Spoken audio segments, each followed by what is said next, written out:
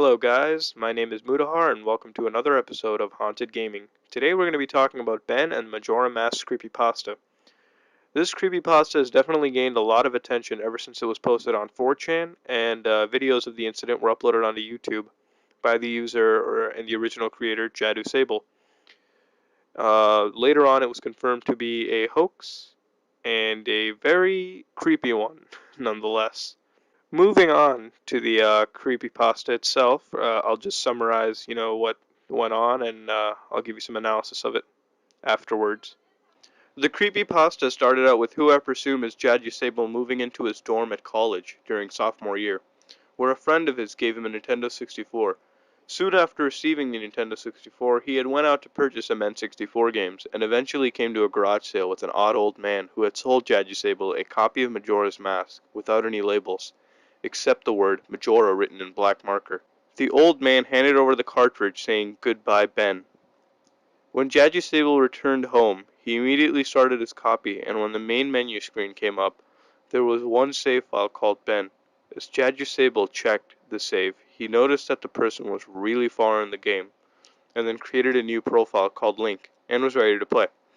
As Jadju Sable played through the game, he noticed that it was okay, but the NPCs had referenced him as Link at times, or Ben, even though Ben wasn't his actual in-game name.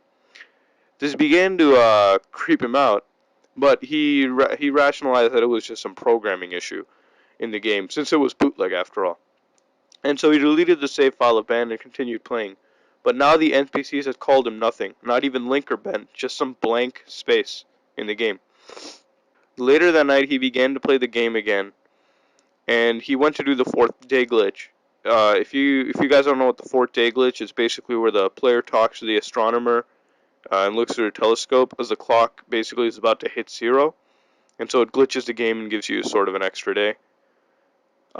Basically, Jadju Sable got this glitch to work on his first try, and upon exiting the telescope, he had been teleported to the Majora boss fight room, and was staring at Skull Kid hovering above him. He noticed that Skull Kid never appeared in this room, and was staring at his character no matter where he went in the area. He was about to reset the game when suddenly a text box appeared saying, "You're not sure why, but you apparently had a reservation." He assumed the game was communicating with him, but it was a pre-existing phrase used by Anju at the Stockpot Inn, and the game asked, "Go to the lair of the temple boss? Yes or no?" Finding out he couldn't press no, he then pressed yes, as it was his only option. The game then faded to white saying, "Dawn of a New Day," with a bizarre caption underneath. He was teleported to a corrupted version of Clocktown and noticed all the inhabitants were missing, with the Song of Healing playing backwards as it slowly got louder and louder, and more demonic. And he noticed he couldn't leave the town at all, no matter what exit he took. He just kept on being warped into a different town of Clocktown, different part of Clocktown. He tried using the ocarina, but it would do nothing to progress this nightmare. He then presumed that he could drown Link in the laundry pool and hoped to spawn somewhere else. When he tried going there, on the way, the game flashed to an image of the happy mask salesman smiling at him, not Link, just smiling directly at Jadju Sable, and Skull Kid's scream in the background. And then appeared in the game shortly after with Link's statue staring at him. Jadju Sable was terrified and began to run away from the statue, and noticed that the statue was teleporting behind him, almost as if it were haunting him. After the whole haunting of the statue, the screen cut to white again, stating "Dawn of a New Day," with the same bizarre caption under once again. The screen faded in, and Jadju Sable had noticed the moon was black, looming above him, with Skull Kid staring right at Link. Jadju Sable then equipped the bow and fired back at Skull Kid, but upon firing the shot, Link rose into the air on his back and burst into flames, killing him instantly. The game had spawned him in an exact location once again. No matter what Jadju Sable would do, use the bow or the ocarina, Link would still burst into flames and die, until a text box appeared saying, "You've met with a terrible fate, haven't you?" Followed with the game returning you to the title screen again. When starting up his save file again, he noticed that it wasn't there, and his file link was replaced with your turn. And upon loading this file, it would just show Link while Skull Kid was laughing at him, Link. And the game once again returned you back to the main menu, with another save file under your turn called Ben. At this point, Jadger Sable turned the game off and decided that him and his friend would go to the old man the following day to ask about the game. So the following day, they reached there and they noticed a for sale sign at the old man's house. And knowing the old man wasn't there, he inquired from a neighbor, and the neighbor told him the old man was moving. When Jadger Sable asked the man about Ben, the man told him with a grim expression that there was an accident with a young boy named Ben. So he went back to his dorm to play the game, and again both save files were there, Your Turn and Ben. Jadger Sable then decided to load up Ben and was thrusted into complete chaos, and was spawned at the Stone Tower Temple with Link's body disfigured and his facial expression all bland as if he were dead. The game then cut to white stating Dawn of a New Day. Much later, he then decided to use the ocarina again and later play a song. And as he played the song, a loud shriek came from his TV and the sky began flashing. Moments later, he saw a small cutscene of Link transforming into a Zora at Great Temple Bay. Epona appeared next to the ocean, and the way she was standing near the water nodding her head, it appeared as if Epona was telling him to go somewhere into the ocean. As Jadger Sable swam into the ocean, his character drowned, which made no sense as he was a Zora. He then was booted back into the main menu, where he saw two save files, Ben and Drowned.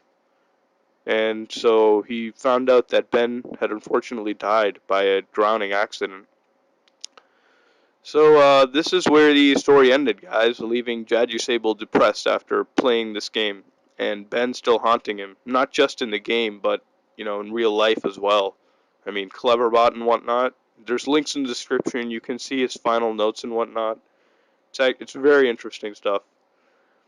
So, and shortly after the video, the final video was uploaded showing the gameplay footage. Another one was uploaded onto his YouTube account called free.wmv. And in his profile, it stated that now I am everywhere, leaving viewers to basically base their conclusions on what happened to him, what happened in this creepypasta, what finally happened to the guy. Well, that's that, guys. This is one of the longest creepypastas I've actually read, and to be honest, it's really good, and it did creep me out. It's definitely worth the read. As far as it being actually real, it's not, and was confirmed to be a hoax by Jadger Sable himself, when he came up with the idea in college while he was bored. However, one thing that really interests me is the game footage that was recorded for this. And at first, I thought it was just a fake ROM that he had developed himself, and I was like, whoa, that's a lot of work for that. But and then you know, I thought maybe it exists on the internet, so I just started looking all over, and unfortunately, I couldn't find anything linking to the existence of a ROM. And then I tried to research how the hell this could actually have happened. Maybe he made a private ROM and made it himself. I found out that a lot of these phenomenons he experienced in the game can actually be replicated with you know, cheat code devices such as Action Replay and Game Sharks, as well as also editing the video in such a way that it can make it look like you experienced some things, such as when he died and he went to the main menu. Obviously, it could have just, you know, cut out the game over screen and just faded in a main menu. It's not that difficult. But all I gotta say is that it's really creative and genuinely creepy, and, you know, this guy, in my opinion, is a talented story writer if he came up with this, you know, by himself. Good job, man. And this is one of the creepypastas that honestly I read, and a lot of work has went into it. I haven't seen really any other creepypastas where, you know, game footage has actually been recorded, you know, normally. Usually it's all just text. And for that, you know, great job, man. You know, you really did good. And if you guys haven't seen it, definitely check it out. Once again, links are in the description below. It's definitely worth the read. It deserves attention. So yeah. So that wraps up another episode of Haunted Gaming. If you like what you saw, then like, comment, and subscribe. It helps me out a lot. And by the way, if you haven't checked out our Let's Play of Ocarina of Time on this channel, then definitely check it out. Again, thanks for watching, and, you know, have a nice day. All your faith, all your faith, all your faith, belong to us.